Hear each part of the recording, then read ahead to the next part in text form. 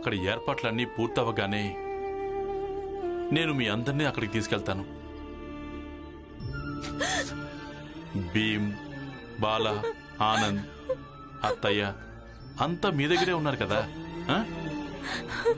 అందుకే బాధపడాల్సిన అవసరం ఏమీ లేదు. రా తల్లి.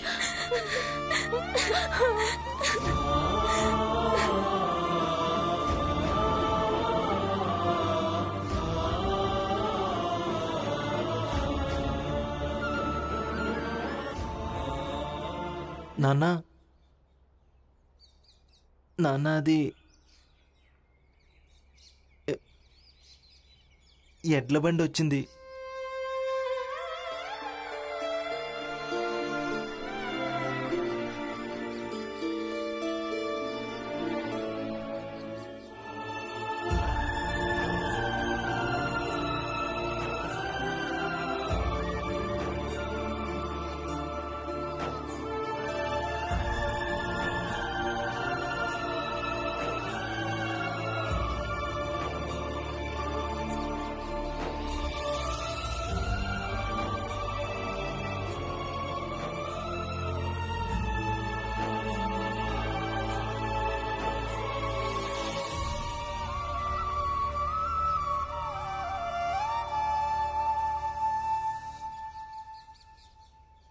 చాలు చాలు, మంచిగా ఉండు. ఇక ఈ ఇంట్లో నువ్వే ఉన్నావు. నువ్వే మా అందరినీ ఒకే చోట సరిగ్గా ఉంచగలవు.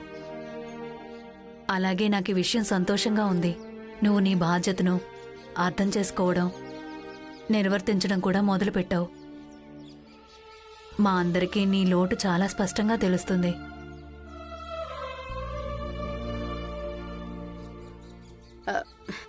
ఎన్నో రోజులు పట్టదనుకుంటాను. మీకు ఆయన చెప్పారు కదా,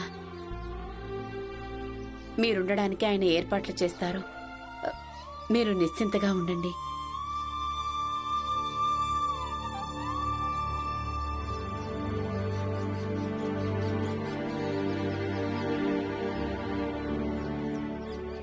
బాలా, అందరికంటే ఇంట్లో నువ్వే పెద్దవాడివి.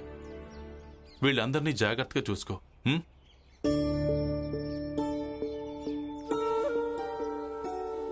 పురంజన్, మంగేష్, మీరిద్దరూ అప్పుడప్పుడు వచ్చి చూస్తూ ఉండండి.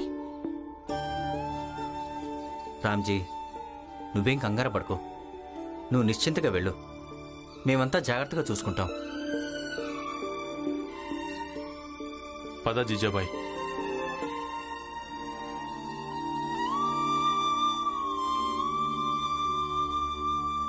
కూర్చో.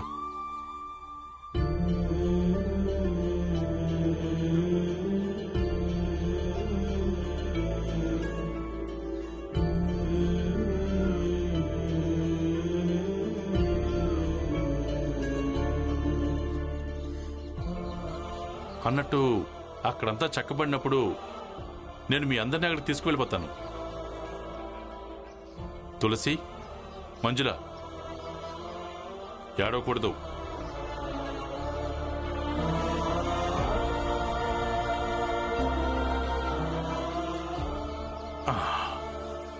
పద బాబు.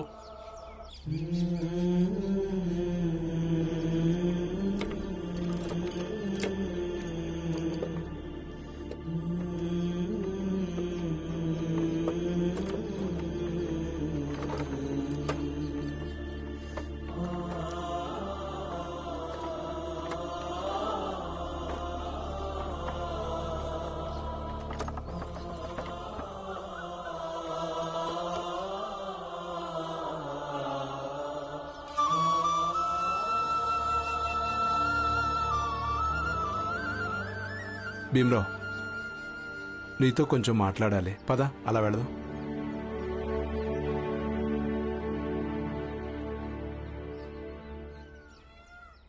ఏమైంది చెప్పండి.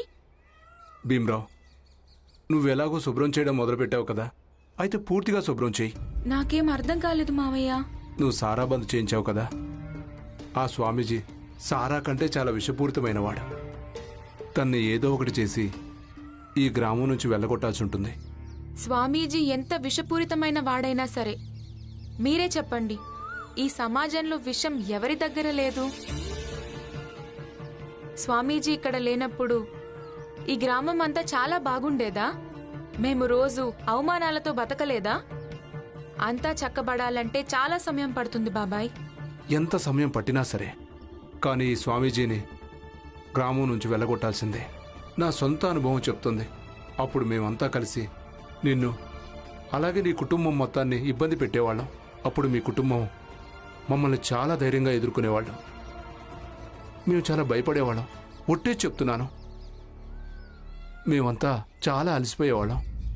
ఇక మెల్లమెల్లగా నీకు అలాగే నీ కుటుంబానికి దూరంగా వెళ్ళిపోయేవాళ్ళం. కానీ ఈ స్వామీజీ మమ్మల్ని ఎప్పుడూ అలసిపోనివ్వలేదు. ఎప్పుడైనా ఈ ద్వేష జ్వాల చల్లారిపోతున్నప్పుడు ఈ స్వామీజీ అందులో నెయ్యి వేసి రెచ్చగొట్టేవాడు. భీమ్రావ్, ఈ స్వామీజీ వెళ్ళడం వల్లే మన గ్రామానికి ఎంతో కొంత మంచి జరుగుతుంది కదా. అందుకే భీమ్రావ్, ఈ స్వామీజీని ఈ సతారా నుంచి వెళ్ళగొట్టే ఉపాయం చెప్పు. చూడండి మావయ్య, మీకు స్వామీజీ గురించి ఏమేమి నిజాలు తెలుసో అవి అందరి ముందు బయట పెట్టండి. స్వామీజీ తనకు తానే ఇక్కడి నుంచి వెళ్ళిపోతాడు. కానీ స్వామీజీని గ్రామంలో నుంచి వెళ్ళగొట్టడంతో పాటు జనాల మనసుల్లో నుంచి కూడా తీసేయడం చాలా ముఖ్యం. స్వామీజీ, నాకు తెలుసు నువ్వు మళ్ళీ ఏదో ఒక పథకం వేస్తూనే ఉంటావు. ఇక ఇప్పుడు నేను నిన్ను నీ పథకంలోనే ఇరికిస్తాను. ఇప్పుడు మీ ముగ్గురు మన ధర్మాన్ని, సంఘాన్ని, మన సంస్కృతిని రక్షించగలరు. ఇక శత్రువెవరో అది మీకు బాగా తెలుసు అనుకుంటాను. తెలుసు స్వామీజీ, మాకు చాలా బాగా తెలుసు మన శత్రువు ఎవరో. ఆ భీమరావు ఇంకా తన తండ్రి రామ్జీ సత్పాల్ అని. స్వామీజీ, స్వామీజీ, నమస్కారం స్వామీజీ. స్వామీజీ, ఆ రామ్జీ ఇల్లు వదిలేసి ఉద్యోగం చేయడానికి గోర్గావ్ వెళ్తున్నాడు.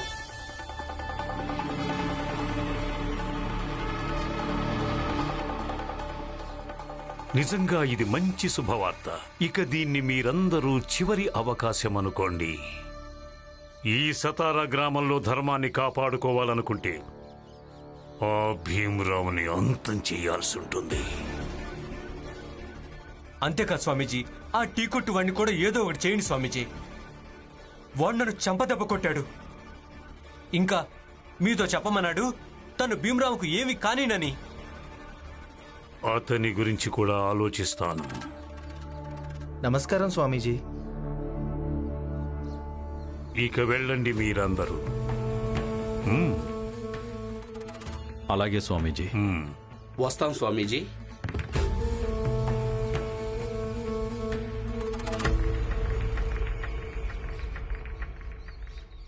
నువ్వు ఒక్కడివే సవ్యంగా పనిచేస్తున్నావు. చెప్పు, ఏం తీసుకొచ్చావు?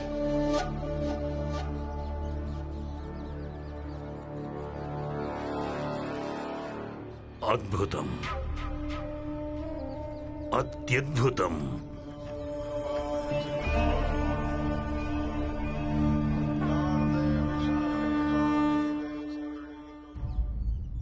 నేనేమంటున్నానంటే పండితులు గారు, స్వామీజీ ఏదో ఒకటి చేస్తారు.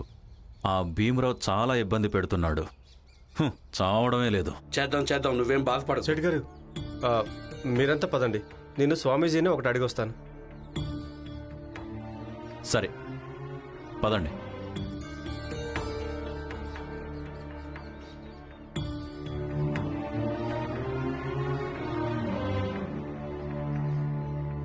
నేను చెప్పేది జాగ్రత్తగా విను. చెప్పండి స్వామీజీ. ఇప్పుడు త్వరగా మనం పని చేయటం మంచిది. ఎందుకంటే మాకిలా అనిపిస్తోంది, మేము సతారా గ్రామాన్ని వదిలేసి వెళ్లాల్సిన సమయం ఆసన్నమైనదని. అందుకే చుట్టుపక్కల ఉన్న దేవాలయాల్లోని నగలన్నీ దొంగిలించి తీసుకురావాలి. సరే స్వామీజీ, నేను ఈరోజు రాత్రే గుడిలోకి వెళ్ళి బంగారు మురళి దొంగిలించి తీసుకొస్తాను. ఈ విషయం నేను మంగేష్కు చెప్పాలి. వాడు భీమరావుకు చెప్తాడు. ఎవరికి తెలుసు, స్వామీజీ బండారం బయటపడడానికి ఈ దొంగే మార్గం అవుతాడేమో.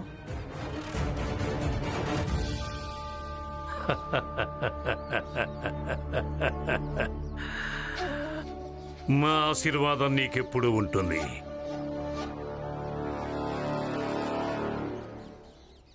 భీమరావు, కొంచెం ఆలోచించు.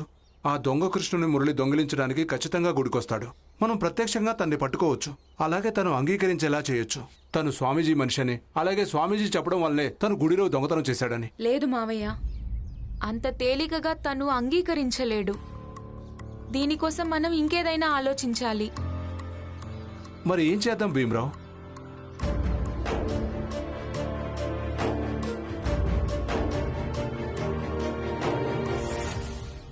ఒక పని చేయొచ్చు. ఏంటది భీమరావు?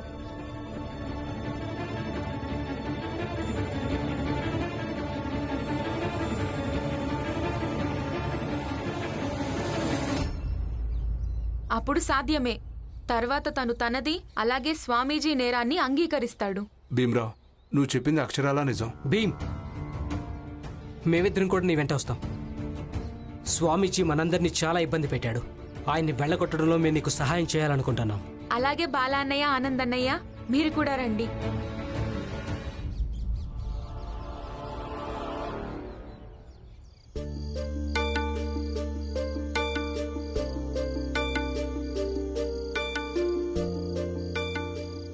భీమ్, నీకు పూర్తిగా నమ్మకం ఉందా ఆ దొంగ గుడిలో మురళిని దొంగలించి ఇదే దారిలో వస్తాడని? అవును ఆనందన్నయ్య, తను ఇదే దారిలో వస్తాడని నాకు చాలా నమ్మకం ఉంది.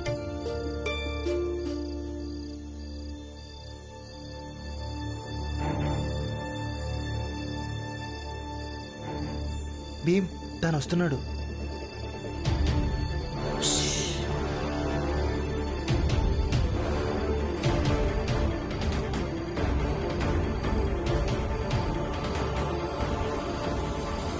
నీ దొంగతనం పట్టుపడింది.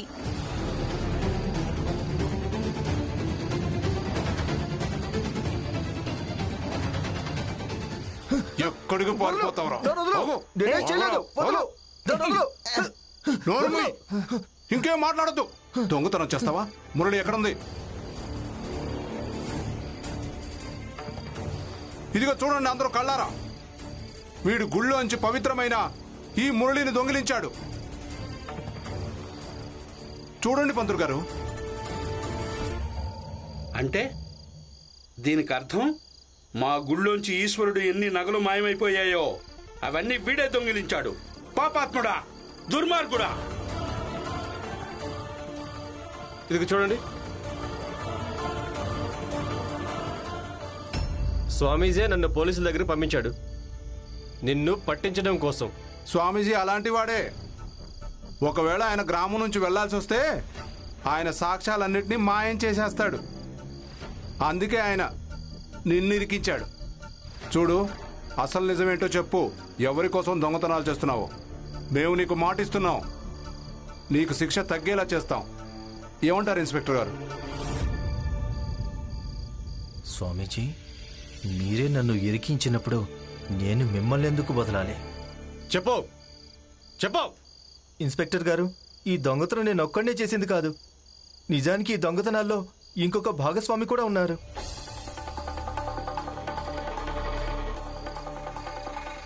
అతనెవరో మీరు చెప్పండి. ఇక్కడున్న అందరికీ తెలియడం మంచిది. ఏ ఏ గుళ్ళలో ఏ ఏ దేవుళ్లకు పూజ చేస్తారో, అందరూ ఎంత పవిత్రంగా భావిస్తారో అక్కడి నుంచి నగలు ఎవరు దొంగలిస్తారు? ఎవరు వాళ్ళ స్వార్థం కోసం ప్రజల భక్తితో ఆటలాడాలనుకుంటున్నారు? చెప్పరా పాపాత్ముడా. చెప్పరా. చెప్పరా. ఎందుకు చెప్పడం లేదు? ఎవరు చెప్పన్నారో చెప్పు. మూర్ఖుడా, మా పేరు చెప్పద్దు. ఒకవేళ మా పేరు చెప్పావంటే మేము నాశనమైపోతాం. ఇది భక్తికి సంబంధించిన దొంగతనం. స్వామీజీ పేరు బయట పెట్టగానే స్వామీజీ ఆట ఇక ముగిసిపోతుంది. ఎవరో చెప్పు. అరే చెప్పు. నా అత్యాశ. కష్టపడకుండానే ధనవంతుని కావాలన్న నా దురాశ. ఈ అత్యాశ ఇంకా దురాశ ఆ పాపి. రే, నిజం చెప్పు. ఈశ్వరుడు స్వామీజీ మాధ్యమంతో నాకు మారడానికి ఒక అవకాశం ఇచ్చాడు. కానీ నేను మారలేదు. స్వామీజీ నా భార్య దగ్గరికి కూడా సందేశం పంపించారు. తను నాకు నచ్చ చెప్పాలని, ఈ దొంగతనాలు చేయడం నేను మానేయాలని, ఈశ్వరుడు, సమాజం అందరూ క్షమిస్తారని. కానీ నేను తన మాటలు వినలేదు.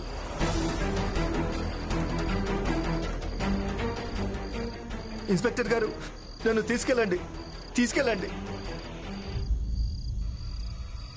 నన్ను తీసుకెళ్ళండి.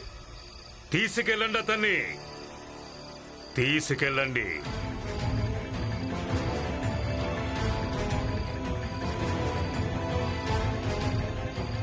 ప్రతి పాపానికి ప్రాయశ్చిత్తం ఉంటుంది.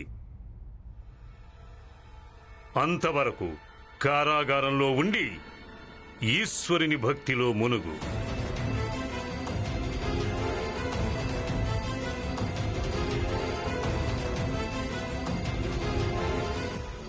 భీమ్రావ్, నువ్వు ఎక్కడి నుంచి ఆలోచించడం మొదలు పెడతావో స్వామీజీ అదంతా ముందుగానే ఆలోచిస్తారు.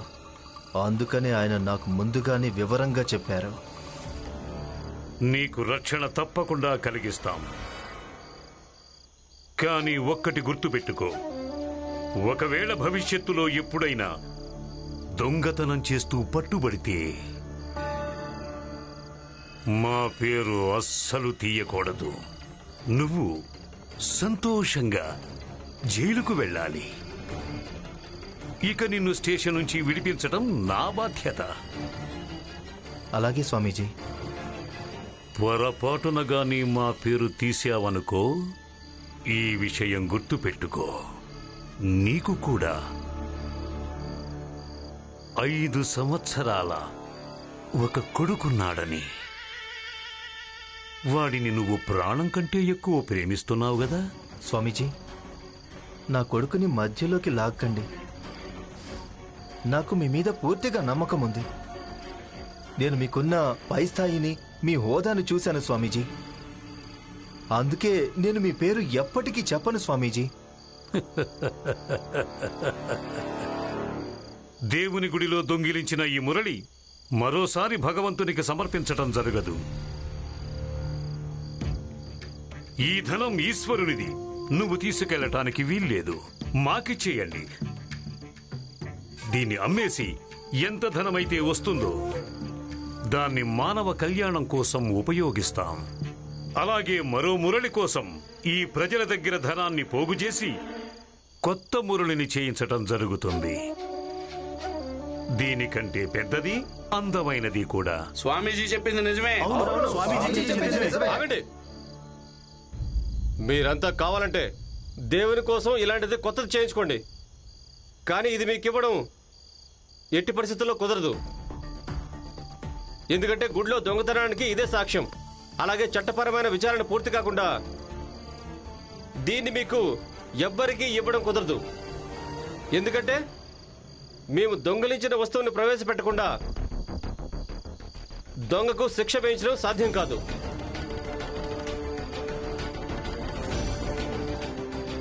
అంటే మీ ఈ చట్టం ఈశ్వరుని కంటే పెద్దదా?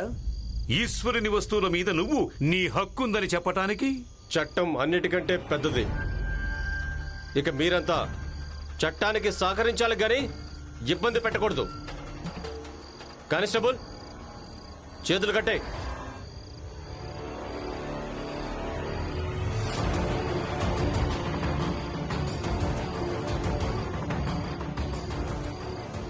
వాడిని తీసుకురా. స్వామీజీ, నన్ను క్షమించండి స్వామీజీ, నన్ను క్షమించండి స్వామీజీ, నన్ను క్షమించండి.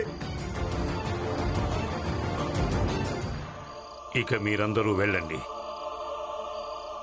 చాలా పొద్దుపోయింది. అలాగే స్వామీజీ. మీ రక్తమే మంచిది కాదు. ఏ నరాల్లో ప్రవహిస్తోందో అది నమ్మక ద్రోహమే అవుతుంది.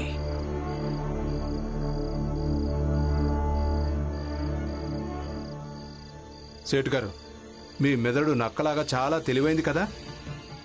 మరి మీకు అర్థం కావడం లేదా? ఆ దొంగకు స్వామీజీ ఆశ్రమం ఇచ్చాడు.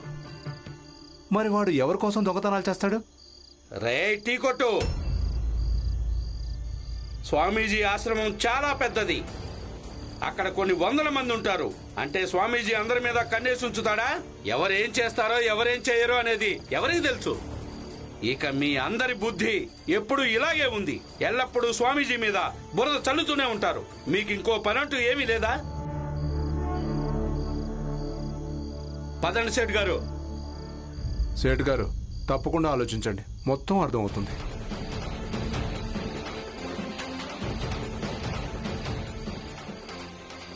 ఈ ఉచ్చులోంచి స్వామీజీ తప్పించుకున్నాడు. ఇప్పుడు మనం ఏం చేద్దాం? వీలైనంత త్వరగా స్వామీజీ నిజాన్ని అందరి ముందు బయట పెట్టాల్సి ఉంటుంది. కానీ ఎలా? నేను ఇంకేదైనా ఆలోచించాల్సి ఉంటుంది.